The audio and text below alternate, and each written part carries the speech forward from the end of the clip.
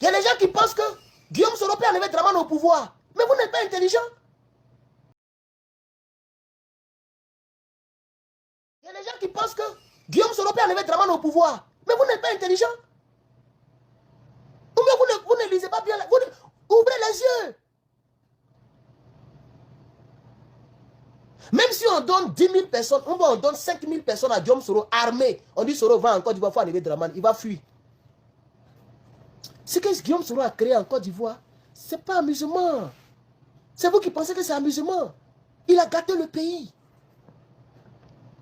Même une armée de 10 000 hommes ne peut pas enlever Dramane au pouvoir. Est-ce que vous comprenez français qu'il n'est pas la même? Moi, les gens m'appellent.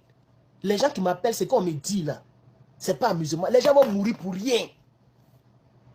Même si Ibrahim Traoré, et puis Assimi Goïta, et puis Général Tiani, les gens cotisent, ils donnent 10 000 hommes armés à Soro Guillaume, à les enlever Dramane. C'est les gens qui vont mourir pour rien. Il y aura trop de morts. Parce que même l'armée française va rentrer dedans. Et vous voyez comment la France travaille maintenant? Je pense que le capitaine a très bien expliqué ça. Ça veut dire que vous n'allez plus les voir. Les Français là, vous n'allez plus les voir dans les bases militaires. Mais ils sont là.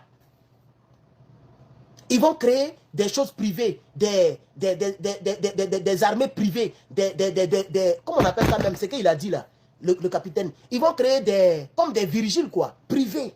Une armée privée, un truc privé, où vous ne voyez plus le drapeau français, vous ne voyez plus les militaires français, mais ils sont là. Ils seront là dans la base là-bas. Dès qu'on dit paix, ils sont encagoulés, et puis ils vont vous taguer.